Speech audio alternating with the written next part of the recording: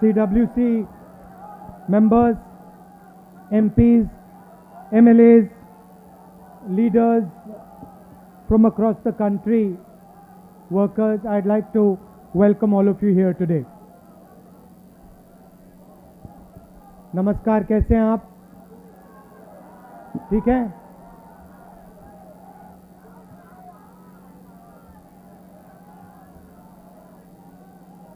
तो मुझे कुछ दिन पहले ईडी ऑफिस में बुलाया गया। अच्छा भैया शांत हो जाएं। कुछ दिन पहले मुझे ईडी ऑफिस में बुलाया गया। छोटा सा कमरा था, 12 फुट बाय 12 फुट मान लो।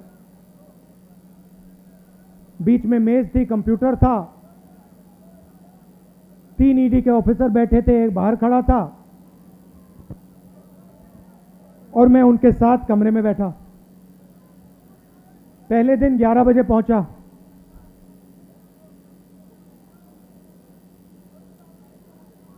शाम हुई,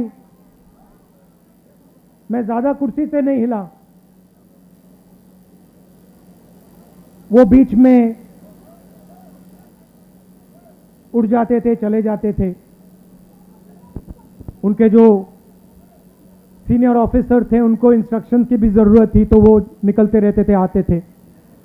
तो रात को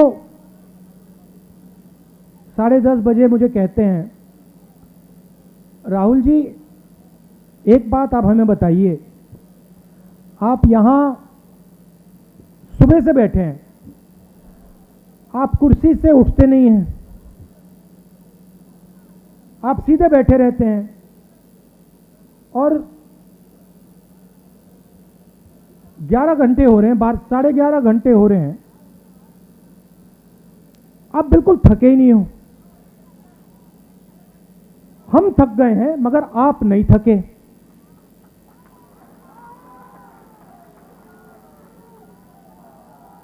ये उन्होंने पूछा, आपका सीक्रेट क्या है? मैंने सोचा और मैंने कहा कि इनको सच्ची बात नहीं कहता हूं,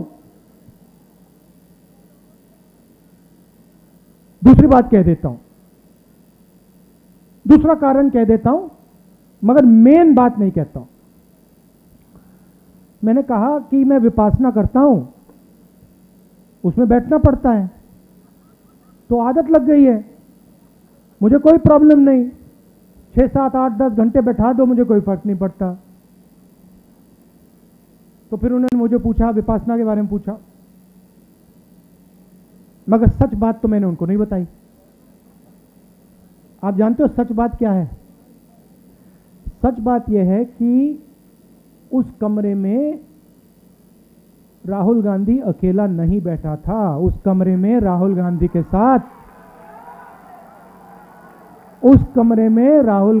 साथ कांग्रेस का हर नेता, हर कार्यकर्ता कमरे में बैठा था।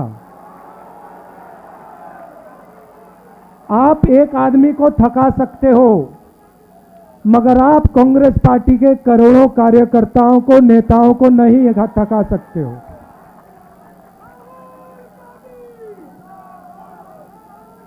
और सिर्फ कांग्रेस पार्टी के नेता, कार्यकर्ता उस कमरे में नहीं थे। उस कमरे में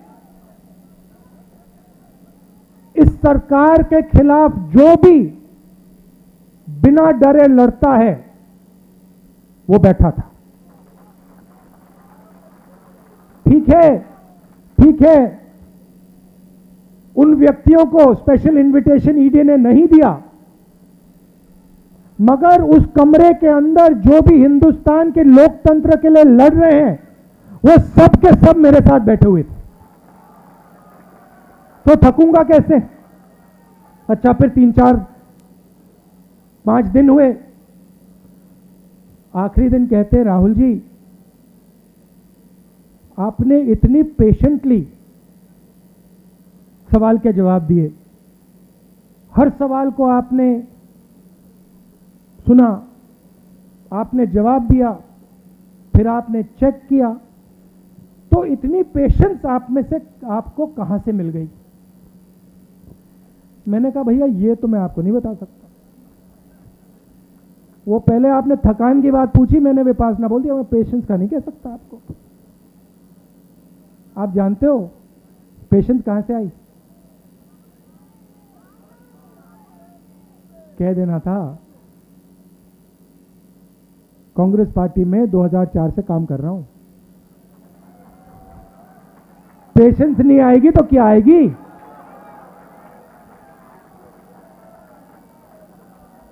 इस बात को कांग्रेस पार्टी का हर नेता समझता है। देखो बैठे हुए हैं, सचिन पायलट जी बैठे हुए हैं, सब बैठे हुए हैं, मैं बैठा हूं। तो ये जो हमारी पार्टी है, संगठन है, सिद्धरमैया जी भी बैठे हुए हैं, रणदीप, सब बैठे हुए हैं, पेशेंटली बैठे हुए हैं, प्यार से बैठे हुए हैं। तो ये जो हमारी पार्टी है ये हमें थकने नहीं देती है और ये हमें रोज पेशेंस सिखाती है और इसी से हमें स्ट्रेंथ आती है, इसी से हम लड़ते हैं। उधर पेशेंस की कोई जरूरत नहीं, उधर बस हाथ जोड़ दो, मत्था टेक दो, सच्चाई मत बोलो, काम हो जाएगा। तो सबसे पहले मैं आपका धन्यवाद करना चाहता हूं कि आपको लगा होगा कि राहुल गांधी 5 दिन 3-4 ईडी ऑफिसरों के साथ अकेला बैठा है। आप गलतफहमी में हो, आप सब मेरे साथ ईडी ऑफिस में बैठे हुए थे और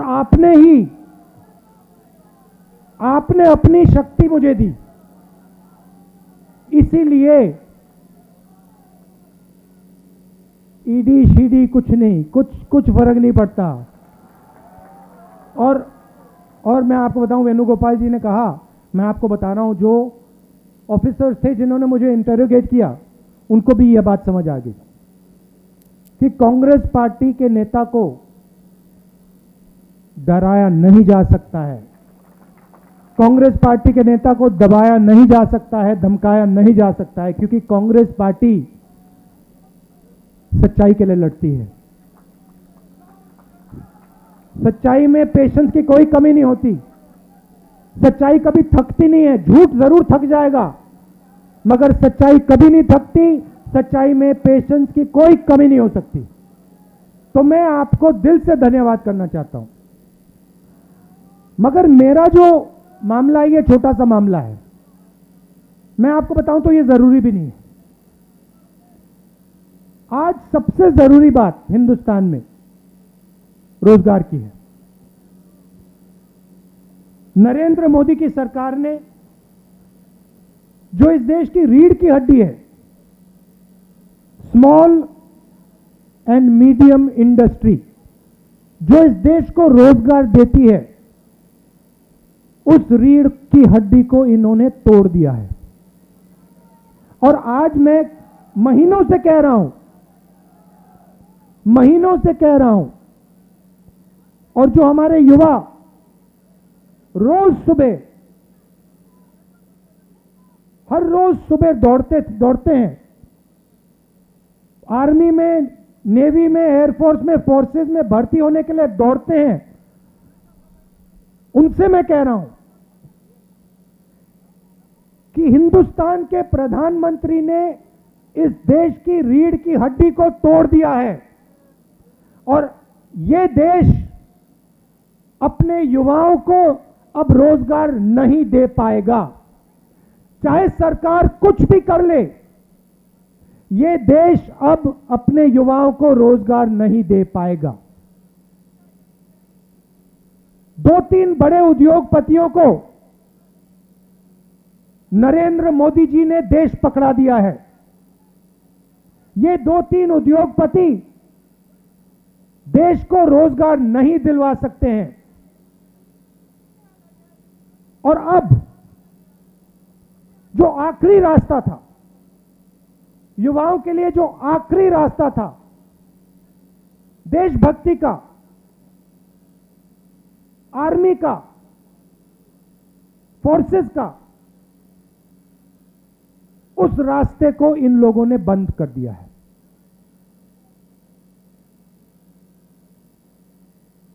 वन रैंक वन पेंशन की बात करते थे, अब नो रैंक नो पेंशन। अब आप दौड़ो, सुबह सुबह दौड़ो, आर्मी में भर्ती हो और फिर घर जाओ। और याद रखना, जब आप घर जाओगे, मैं गारंटी करके कह रहा हूं,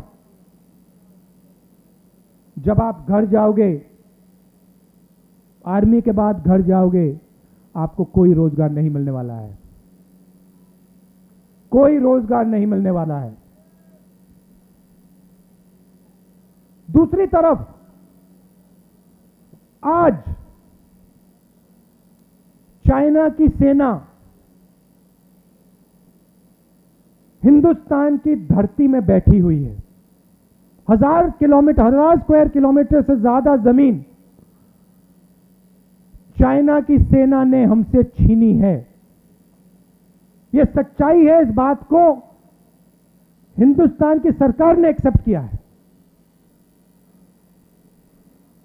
सेना को मजबूत करना चाहिए और सरकार सेना को कमजोर कर रही है, और इसका नतीजा आएगा। जब युद्ध होगा तब इसका नतीजा आएगा।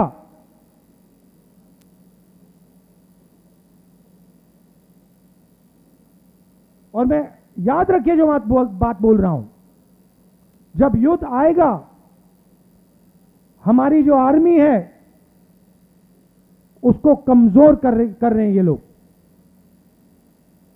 देश का नुकसान होगा, और ये लोग अपने आप को नेशनलिस्ट कहते हैं। तो ईडी का मामला छोटा सा मामला है, उसको छोड़िए। सबसे जरूरी मामला, सबसे जरूरी बात, ये जो हमारे युवा हैं, जो हर रोज, ये देशभक्ति का एक चिन्ह है, हर प्रदेश में ये सुबह 4 बजे दौड़ते हैं, इनके भविष्य की रक्षा करना हमारा काम है, हमारा फर्ज, ये हमें करना है। और हमने कहा है, देखिए, किसानों के बारे में मैंने कहा था, मोदी जी को ये बिल वापस लेने पड़ेंगे। कहा था ना मैंने, लिया ना वापस। अब कांग्रेस पार्टी कह रही है नरेंद्र मोदी जी को ये जो नया अग्निपथ का स्कीम है, इसको वापस लेना पड़ेगा। और हिंदुस्तान का हर युवा हमारे साथ इस काम में खड़ा मिलेगा, क्योंकि हिंदुस्तान का युवा जानता है कि सच्ची देशभक्ति सेना को मजबूत करने की होती है, सेना को कमजोर करने की नहीं होती है। आपने मुझे इतनी शक्ति दी। मैंने बोला आपको कि पिछले 5 दिन आप सब मेरे साथ ईडी में बैठे थे, सबके सब, हर एक कार्यकर्ता, हर एक नेता, सबके साथ आप मेरे साथ बैठे हुए थे। आपने मेरी मदद की, आपने मुझे अपना प्यार दिया, इसके लिए मैं आपको दिल से धन्यवाद करना चाहता हूं। और एक साथ मिलकर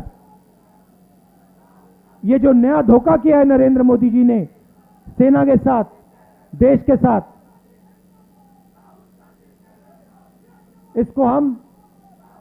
इसको हम रद्द करवाएंगे। आप सबका फिर से बहुत बहुत धन्यवाद। नमस्कार।